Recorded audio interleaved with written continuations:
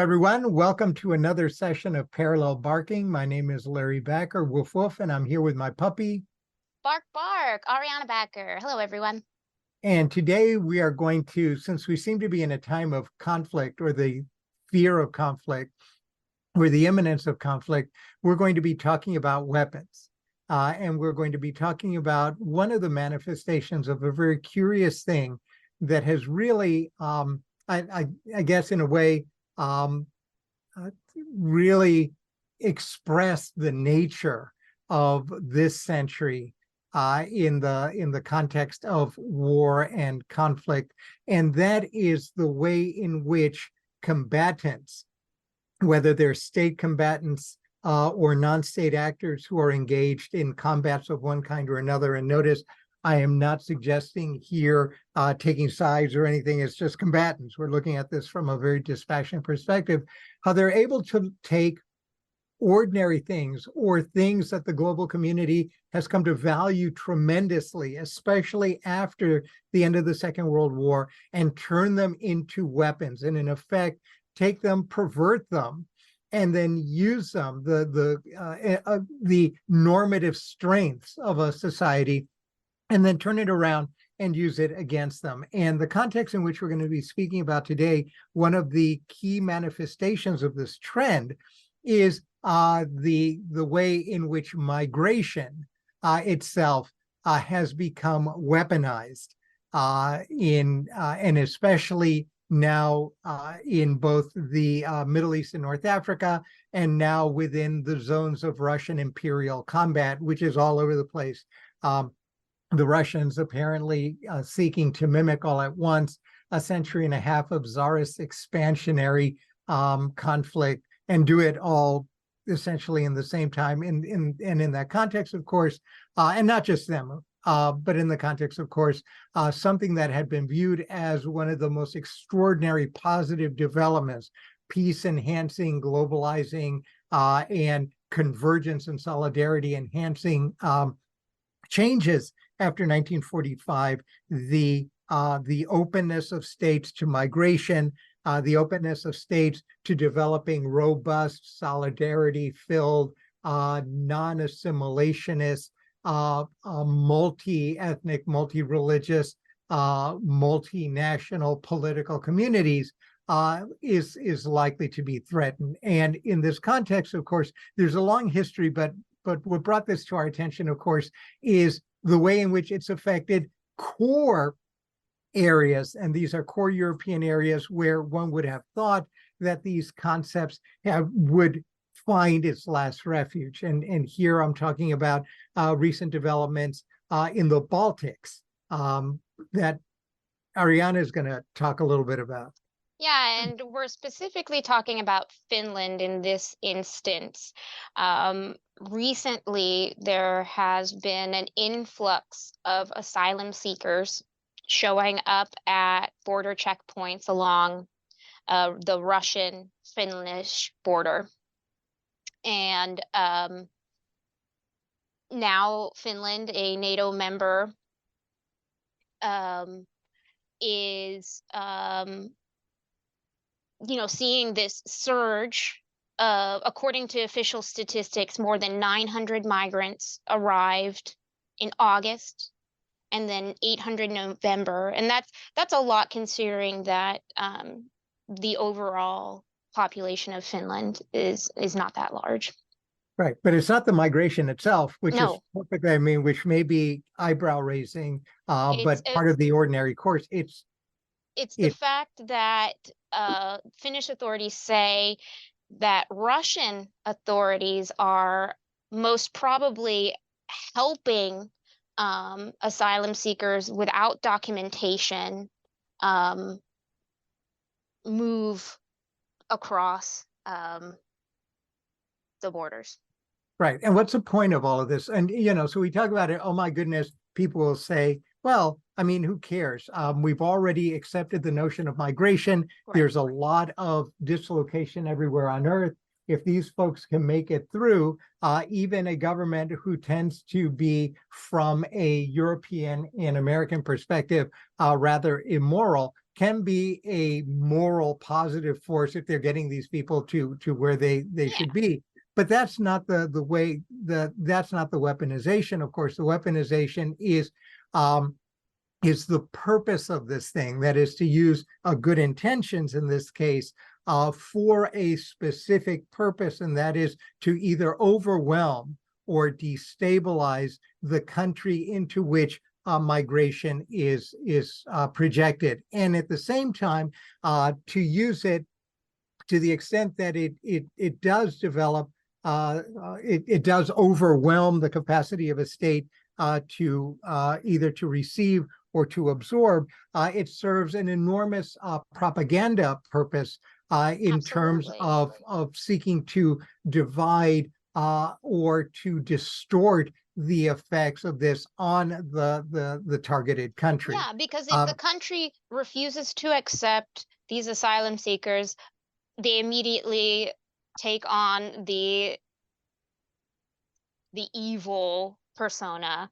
but the evil in accordance to Western terms, right? So Of course, they become racist, xenophobic, ethnocentric, blah blah blah, all of the key words. it's And so, in a sense, the weapon is really quite fascinating, because what they're doing is turning the strengths, the normative strengths of the evolution of certainly the OECD states, the American Anglo-European core, and its peripheral areas, to take their strengths and then effectively turn it against them, to use it to undermine and weaken, in this case. And it's not just the Russians. I mean, the start of this thing in its current phase, again, I mentioned this is a marker of 21st century tactics, going to issues of the stability, ultimately the issues of the stability of multi-ethnic,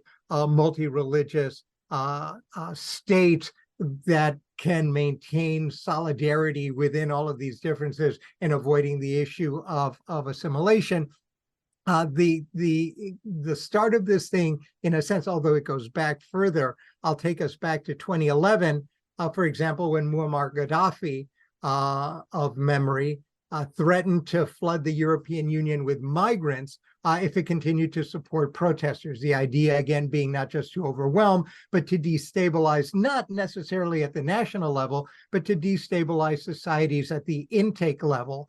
We see this, for example, in the United States, where the governors, for example, of Texas and Florida took migrants that were flooding across the American southern border, putting them on planes. That was agitprop, but very effective, putting them on planes, but more often than not putting them on buses and sending them to sanctuary cities, Chicago, New York, Boston, which are then overwhelmed. And then at that point, those folks who had been at the forefront of telling the people who had been receiving the migrants, now they have they are now in no position to argue about the negative effects of this migration. And then it changes the context, the discursive context within which, for example, southern border states and northern sanctuary states will engage in the politics of dealing with these issues. But in the European context, it is much more attuned to war as opposed to economic instabilities south of the American southern border. And again, the instability starting in the Arab Spring, with Libya on the one hand. The Syrian civil war, of course, was the marker of this thing, where the production of refugees was just enormous, not used by the Syrian government so much, but used, for example, by the Turkish government in their it's hard to describe the nature of their mercurial relationship, both with their NATO partners and their European partners, but using the power, or at least the discursive power, the threatening power, to turn migration on and off at Europe's southern flank as a means of acquiring some advantage, again, by the threat of instability. And after the invasion, of course, of Ukraine, the Russians have been doing this by parking migrants that, of course, then come up from Russia's Syrian clients through their Turkish frenemies or enemy friends, depending on the mood and the day and the amount of pressure that the Europeans and the Americans put on Turkey, and then moving them up and then directing them to those areas within the European Union borderlands that are least able to take huge and immediate influxes in. So Belarus and Russia have been doing this, but you see this everywhere. The latest one, and of course, miraculously underreported, was the threats. I don't know if they've actually managed to do it, but my sense is, at least qualitatively, there's been a significant uptick in human rights violations. The determination by Pakistan, for example, and Iran, to some extent, the Iranians earlier, but now the Pakistanis, to expel Afghan refugees, millions of them, that are on the Pakistan-Afghan border, and ostensibly bring them back. And so you've got this occurring everywhere. The question then is, how does one deal with this? Well, we already said, one, that they end up looking, they meaning the receiving country, ends up looking like the bad guy by refusing the asylum seekers. In fact, that's what Finland is doing. They've quickly closed off 4 checkpoints and they're going to close, actually, I think they closed off the entire Russian border just recently. And really, this hurts the migrants most. I mean, it's not like the Finnish authorities are freezing or, you know, getting really severe frostbite because they spent, you know, a long trek through Siberia on their bicycle like these migrants did. Like, they didn't. That was some of the reports. Yeah, and that is that. But there's two parts of the problem, of course. The one is the one we're talking about, which is the problem of either impunity or state liability for actions that are. I'm not saying that Finland is responsible for No. But that's the question. Clearly, someone is responsible, and in this case, it ought to be the country that has weaponized migrants and facilitated their moves. You're looking at intent. You're looking at the consequences. You're looking at the foreseeability of what they're doing and the like. And that's relatively straightforward, although again, in a surprising way, the amount of attention paid to the development and refinement of state liability for the weaponization of migrants remains, let me use the international elite term, underdeveloped. But that's really the heartbreak of all of this, because it's within the halls of nicely heated and well-off institutions and the people who inhabit them, one can take one's time and work through all of the legal and normative ramifications.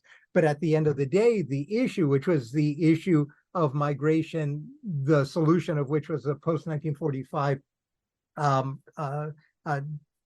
set of principles to open borders. The key issue is that while everyone is hand-wringing about this or figuring out what liability is, it's the migrants themselves who are being used who are suffering through this. And then the secondary question, or actually should be the primary question, is, well, in the meantime, while we're sorting all of this out, what is or can be done in order to mitigate the suffering of the people who are being used in this way? And that the answers are, to some extent, fairly elusive. The simple one is to say, well, you know, we understand you're using the migrants as a weapon. but we cannot bear to see them suffer. We have to minimize or prevent to the extent we can, and therefore we will suck it up and do what we have to, including make all kinds of sacrifices or whatever in order to save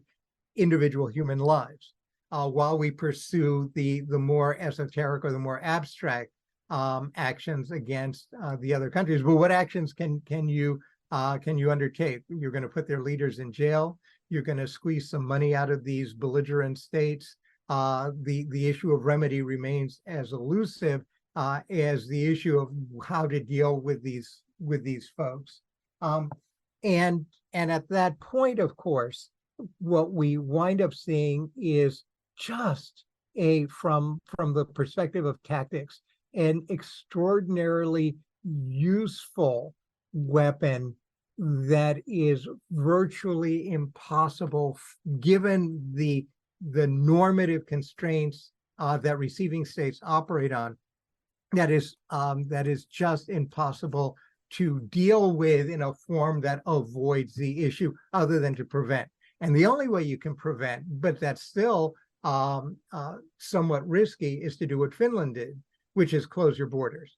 But even that within the West is problematic. When the Southern Europeans and the Southeast Europeans started doing that in the face of the influx of Syrian and other refugees during the height of the cluster of human rights violations that are popularly known as the Syrian Civil War, when the influx of that just was pouring out with the collusion of intermediary states, including Turkey, and the Southern Europeans started building walls or barriers, right? When Mr. Trump started building Yeah, that's barriers. what I was gonna say. What did Right. we do? We Right. closed.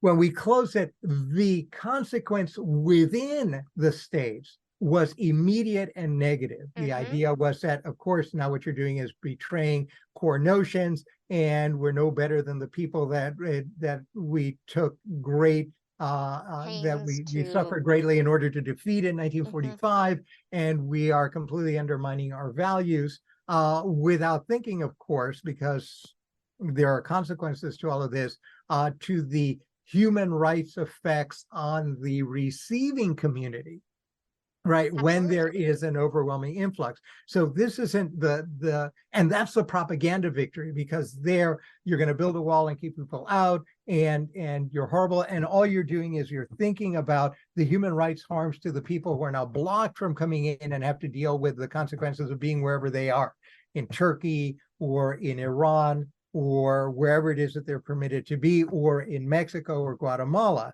And there have been reports about horrors in Mexico, for example, with respect to migrants either on their way up and the like. So it happens in all these contexts. But there's very little discussion about the human rights effects on the recipient populations. And clearly those human rights effects within rich and developed countries are not necessarily economic as such. They can, over the medium and long term, absorb them, although over the short term there will be pain for everyone, including people on the recipient end.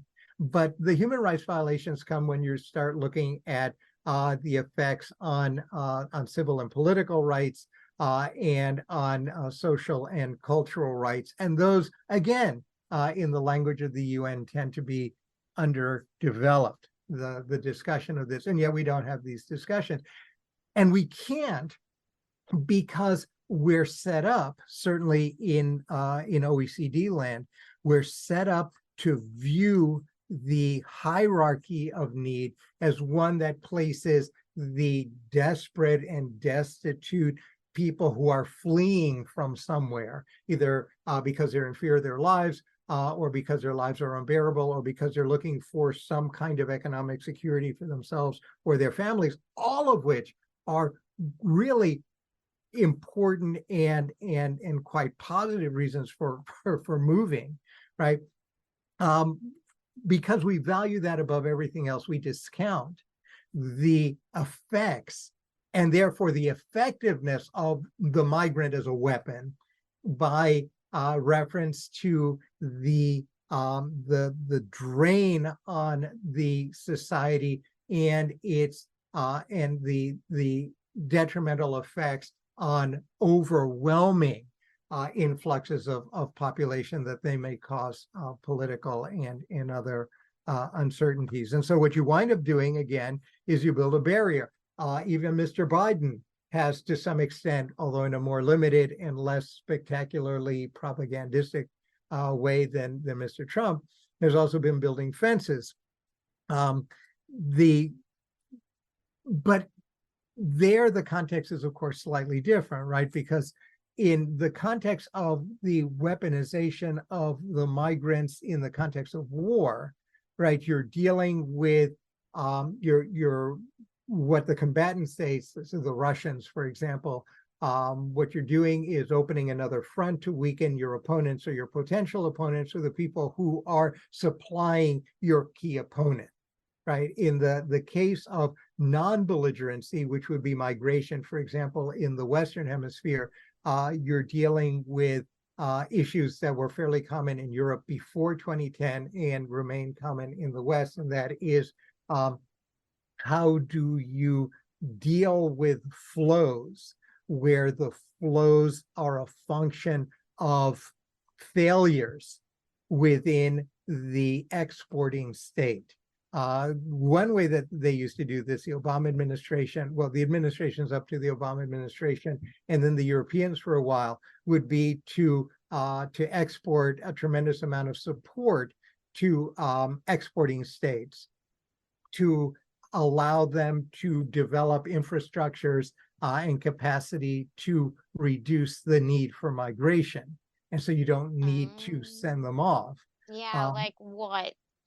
Well, you build their industry, you Yeah, I help mean, them build capacity for less lawlessness and corruption. Again, yeah, these are long-term solutions. wasn't that the US's plan?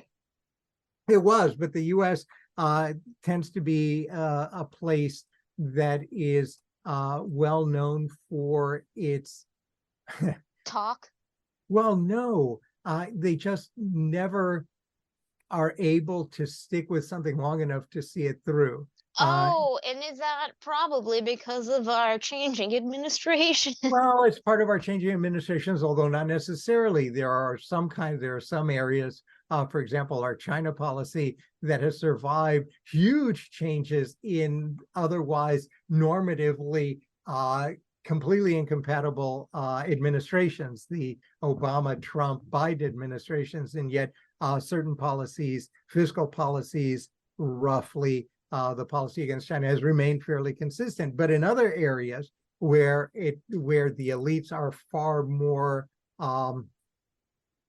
distant in terms, there's far less consensus, then the changes will have a significant impact. And so this becomes more complicated, and that's sort of my point here. This becomes more complicated because when you're talking about migration as a weapon, you're not necessarily talking about all migration everywhere under all conditions. You're talking about a particular way in which migration flows are either enhanced or deployed strategically in the service of something else other than the desperation of the exporting country and the even greater desperation of the people who are forced to leave their homes to go find something else. But the effects are very real, not just on the migrants themselves, but as we've seen, as we are beginning to see on the receiving countries. And when it becomes significant enough that the receiving countries that tend to be potentially destabilized are the most developed countries in Europe, then you've got a real issue. But one that we'd already seen, for example, in Central Asia, in South Asia, and in other places, the Venezuela, for another example, not out of Central Asia, was the huge exodus, for example, of Venezuelans out from Venezuela during the worst of their kind of hot, cold civil war of a couple of years ago, where millions of Venezuelans fled first to Colombia, then Panama, and those countries which have far less resources and were coming out of their, certainly the Colombians were coming out of their own period of instability, could have easily, without significant aid from outside, could have easily destabilized themselves, and then everyone would have gone. Mhm. And so the issue is fairly clear. The solutions are not. But what does seem to be also clear is that states with certain sorts of mindsets are finding it easier and easier to just succumb to the temptation of using human beings in all kinds of ways that are human rights breaching in some fundamental ways, Well, yeah, but remember with how respect, right? But with respect to which they bear none of the consequences, because the consequences are borne by the receiving countries. And that is the brilliance of this stroke. well, yeah, and they're so far separated from the actual event. I mean, how could they be connected?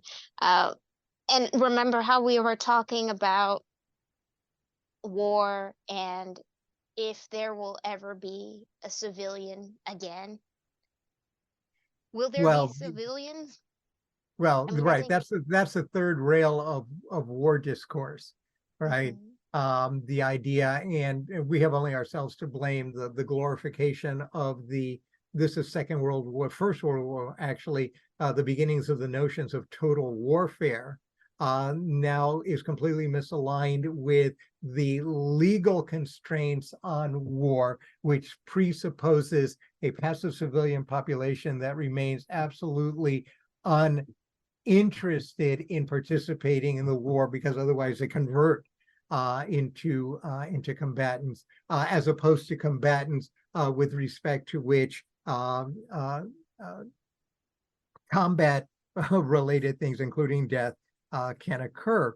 But total war concepts have really eroded that, and we're now faced, certainly, for example, with the way in which Hamas has really created sophisticated mechanisms for using human shields to protect their own operations, the consequences of which are effectively that you can't touch them without huge consequence to the party that seeks to take out the military targets, which are now so deeply intertwined with civilian targets that you run into the body count issue, and an interesting use of the proportionality principle, but also in other contexts as well, where in fact human beings are either viewed as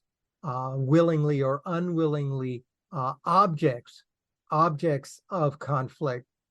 That would be the migrants for the most part. Mhm. They're viewed as objects of conflict, or they are viewed as the objects onto which a necessary reaction from, or a reaction or a response from an opponent will have greater consequences on them than on the combatant that put all of that in motion. And migrants are a great example of this. So total war is there, and we're not even sure how that works anymore. One can start with and certainly that's the position of some of the combatant organizations in the Israel-Palestine thing, that there's no such thing as a Jewish non-combatant.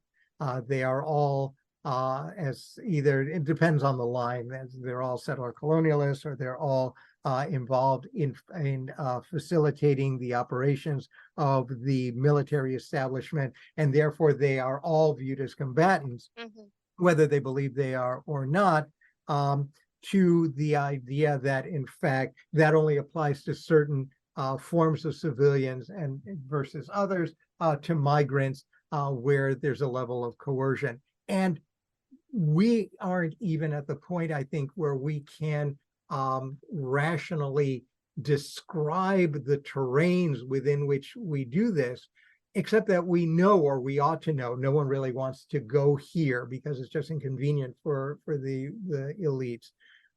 we do know that there is an enormous chasm between this elaborate rule system that has been set up and this fairly broad normative system that's grounded in a view of the world that solidified in 1945, a gap between that and the realities that are emerging, one of which is the weaponization of migration. Woof, Yeah. woof. Bark, bark. I think we're still trying to figure out what modern warfare is going to look like. And And it, we're joining a large group of people who are scratching their heads, who know far more than we do on this. But mhm. this is one little area where it's easy enough to see, although what we see then makes us scratch our heads. Well, it's not great. Woof, woof. Bark, bark. Thanks, everyone, Till and next we time. will catch you next time.